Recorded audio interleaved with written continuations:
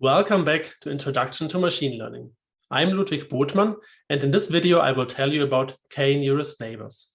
K-nearest neighbors is a learner which is suitable for both classification and regression tasks. You should understand the basic idea of k-nearest neighbors.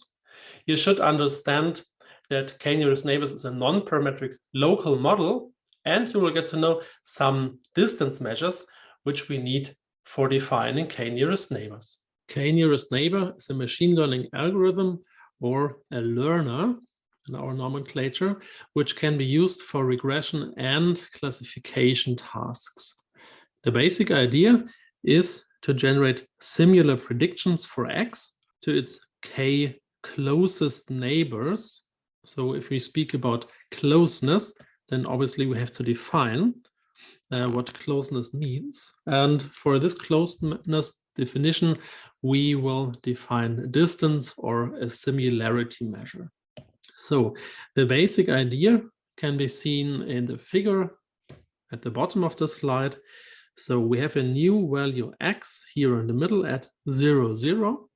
And we want to predict from the training data the class and classification or the scalar label and regression for that new observation X. And for this, we define a neighborhood. So we look at the closest values, at the values which are closest to X. So we have different sizes of neighborhoods, k equals 15, k equals 7, and k equals 3. And for example, for k equals 3, we just search for the 3 nearest neighbors, and this defines the neighborhood. And then we look in that neighborhood, and the prediction for the new observation X will be the value which seems to fit best in that neighborhood. And that neighborhood is then called K neighborhood because we have this hyperparameter K and is denoted with n subscript K of X. Now, we want to speak about different distance measures. So what are distance measures for? We have, in that example, two observations, or more specifically, the feature values of those two observations, X and X tilde, and we want to know the difference between, or the distance between these two values. And for this, we can, for example, draw a line between those two values and just measure the length of this line. As you know from school, probably that's just a Euclidean distance. And we could do a different thing. We could also say, okay, let's see how far away they are in dimension 1. And we just compute the difference of the values in the first dimension, which is 4 in that case. And then we compute the difference of the values in dimension 2, which is 3. Here, and then we just sum them up, and 4 plus 3 equals 7, and that's just the definition of the Manhattan distance, which is an alternative to the Euclidean distance. So we can define this more generally as the Minkowski distance, which has the formula in the first row here. So the Minkowski distance, also called Q norm, is defined as follows. First, we take the difference between xj and xj tilde. So for each dimension or for each feature, we take the difference. Then we take the absolute value of that difference, take it to the power of q, and sum all of them up. So in that case, j goes over all the features from 1 to p. And then in the end, we take it to the power of 1 divided by q, so the q root of that sum here in the parentheses. If we set q to 2, let's start out with the Euclidean distance, then we are here on the bottom left side. That's what you know from school. You just take the squares of all those differences, sum them up, and then in the end, take the square root of those differences, the square root of the sums of those squared differences. And for the Manhattan distance, so if q equals 1, then it's basically more simple even, because we just have the absolute difference of those two feature variables and we sum them up, and then we could say we take it to the power of 1, or to the power of 1 divided by 1, but that's obviously the same. So we can just leave that step out and say we just take the sum of the absolute differences here. And of course, we could also take Q as 3 or 4. So we have different distance measures, and we could say that the distance measure is a hyperparameter of the k-nearest neighbor learner. So now that we have learned about distance measures, we can speak about how we can derive predictions from k-nearest neighbors for a regression task. So the idea is basically very, very simple. The formula is a bit nasty, but the idea is really simple. So we have a new observation X, and for that new observation X, we want to derive the predicted label. And for this, we just take the average label or output Y in the neighborhood around the new feature value, a new feature vector X. So it's really just the arithmetic mean of Y. So 1 divided by K for a K neighborhood, because we have K elements in that neighborhood, and of the sum of all those Y values. Let's have a short look at the bottom of this sum sign here. So we sum over all observations I, where the feature vector xi is inside the K neighborhood of X.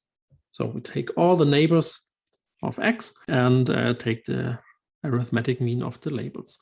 So once again, for the neighborhood, the feature values are important, but for this average, the labels Y are important. And then we have on the right side a second option, which is a weighted version of the K nearest neighbor. And the idea is that if we have a new value X, which we want to predict, and then we have two older values or two values in the training data set, those circles here, then in the left formula, those two circles are equally important, but we could say that if the distance is small between the new value and the value in the training data set compared to a value which is farther away, then that perhaps this value here is more important than the other one. And we can do this by taking the inverse distance of the inverse distance of those 2 points as a weight, and then take a weighted average of those y's. So we plug that inverted distance as a weight here in that sum, and then we have obviously to divide not by k, but by the sum of the weights, and then we get a weighted average of the labels y.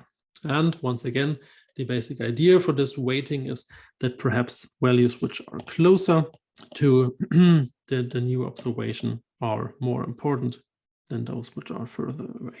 What you can also see on the slide here is, or are different examples of how this distance, these decision regions can look like. And you can see that usually, let's say, for example, for k equals 3, that these decision regions are step functions.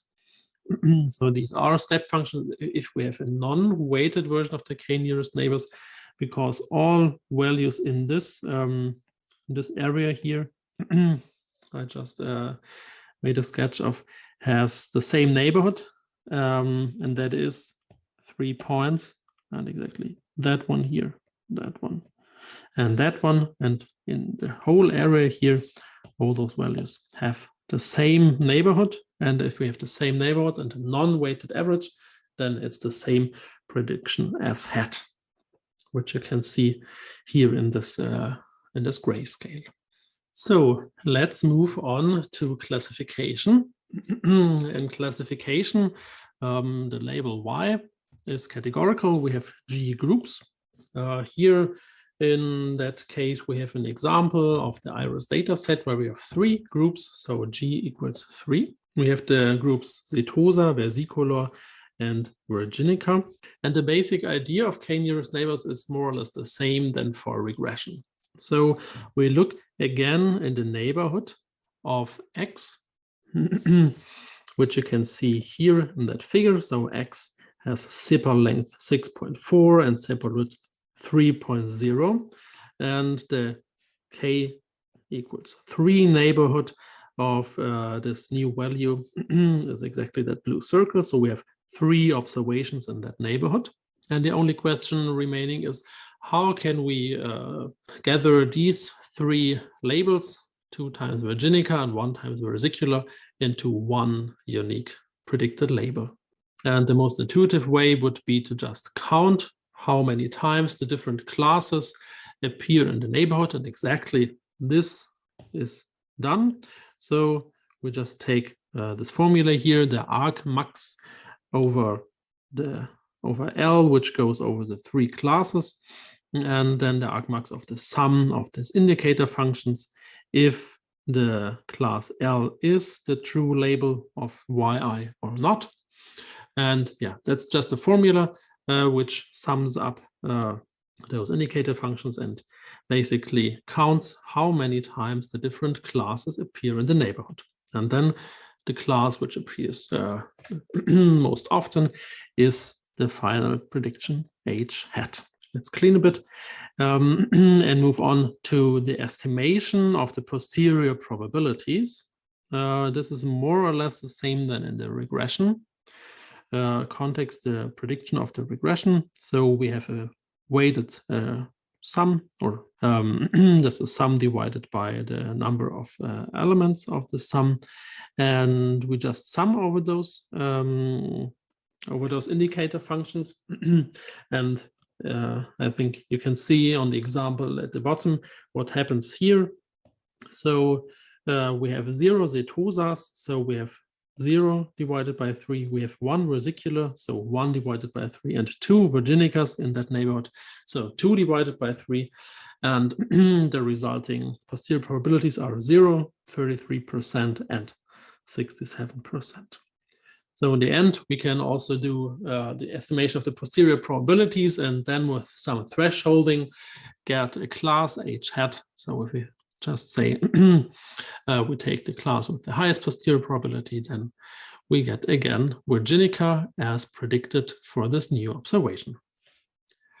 Here on this slide, you can see the impact of the hyperparameter k on the decision regions from this k nearest neighbors. So we have k equals 1, 5, 10, and on the right bottom figure, k equals 50, and you can see that with an increasing k, the decision regions get more easy. So we have a very clear decision regions here, 1, 2, and 3, whatever 1, 2, and 3 means in that case. Doesn't matter for this figure here, but for k equals 1 on the left top side, we have a very cluttered decision regions here, very small and very complex decision regions. So with growing k, the decision regions become smoother and we move from a more local model for low k to a more global model for larger k. Before we move on to some details of the kNN, I want to summary the ideas and point out some important things here for k-nearest neighbors. K-nearest neighbors is also called a lazy classifier. This means it has no real training step. So as we have seen in other learners, or opposed to what we have seen in other learners, there we have parameters which we want to train in a training step, but here we don't have any parameters. So we could say that the whole training data are the parameters, and then say that no real compression of information is done. But the point is that in the end, we have to store the entire training data because we need all the training data during prediction.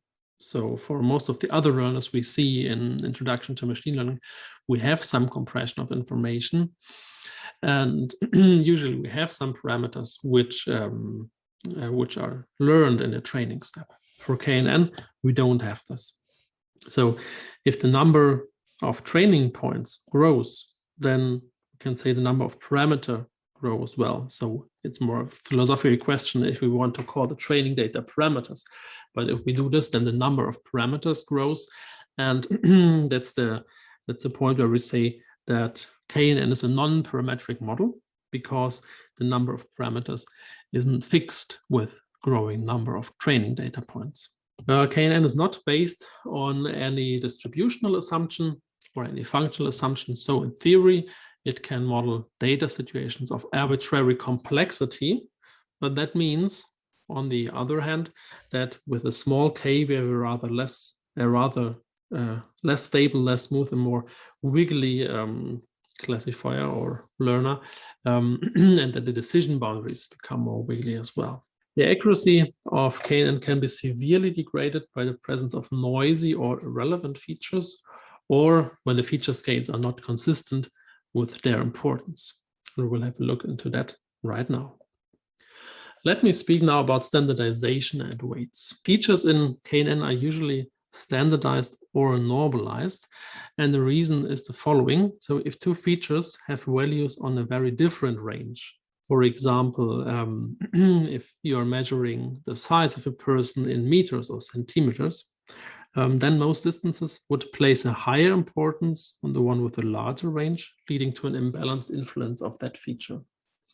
So in that example, if we measure the size of a person in centimeters, and then on the other hand, we have a binary feature like sex, for example, then the distance will be most of the time significantly larger for the size of the person than for the sex, because the distance of sex can at most be 1, and the distance of size, well, obviously can be higher than 1. So a standardization makes sense and is often done when using k-nearest neighbors. The other point is that sometimes we know through some domain knowledge that one feature has a higher importance than another feature. And we can manually reflect this by upweighting these distances or by upweighting these features. So we can introduce a weight term here, for example, in the Euclidean distance. So it's no longer just the sum of the weighted of the square differences, but it's a weighted sum. And then we can, for example, say that the weight of feature 1 is 1, and the weight of some other feature is, for example, 10.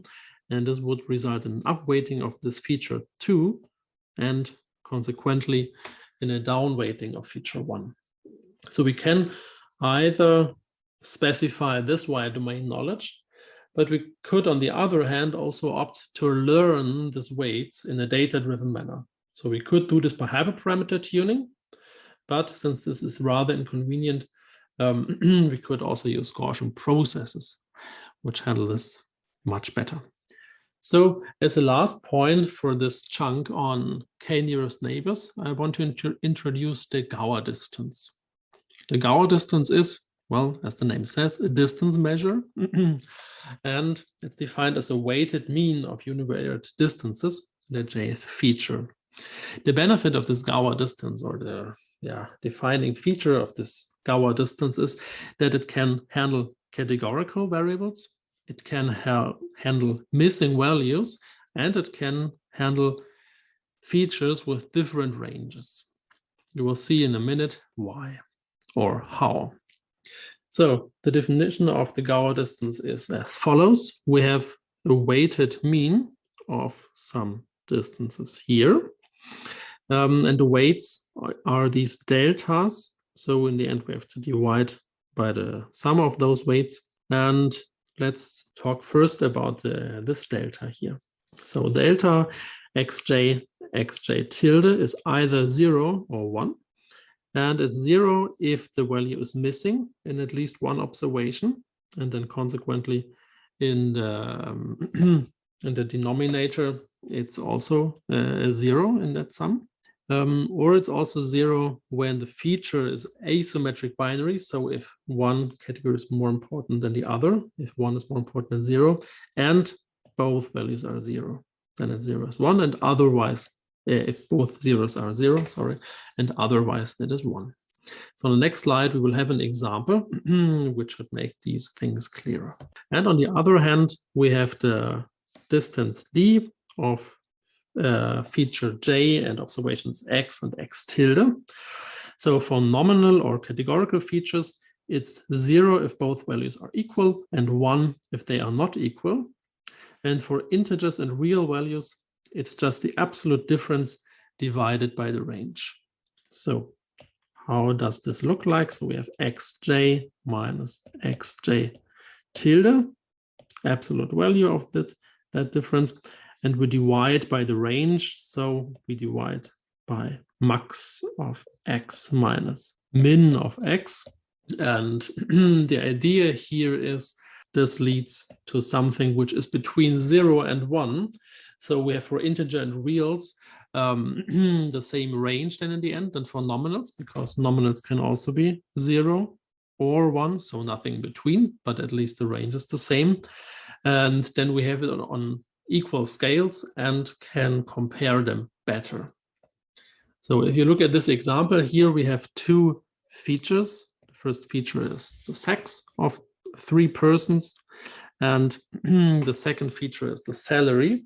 And as you can see, the salary has a relatively wide range. So if we just one hot encode sex, then it's just zeros and ones. So the range of salary would be much larger, and perhaps give an imbalanced distance measure here. So let's compute the 3 distances, 1, 2, 1, 3, and 2, 3. Let's start with 1, 2. So we are comparing those 2 persons here, a man with 2,340 and a woman with 2,100 euro, dollars, whatever salary.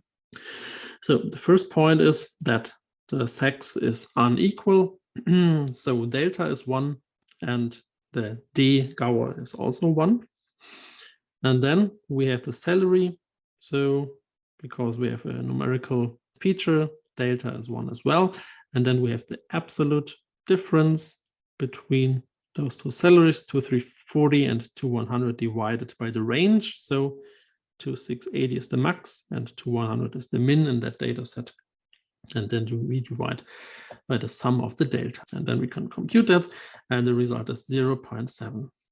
And then if we compare 1 and 3, we have the case that in observation 3, we have a missing value, which leads to this 0 here of the delta, and which also leads to the 0 here in the denominator. The idea of computing the distance for the salary is the same, and so on, and we get 0.586. And the idea for 2 versus 3 is the same again, because we have this missing value here, which leads to these 2 zeros, and then in the end, we have the distance 1. So the result would be that the distance between 2 and 3 is maximal, and that the minimal distance is between 1 and 3. No, sorry. So yes, between 1 and 3. So summarizing, we spoke in this chunk about k-nearest neighbors, which is a machine learning algorithm or a learner, which can be used for regression and classification tasks. By now, you should have understood that kNN is a non-parametric local model, and you should know about the different distance measures for different scales of feature variables. More specifically, we've spoken about the Manhattan and the Euclidean distance, and we introduced a new GOWER distance, which is very well suited for handling categorical features, missing values, and features with different ranges.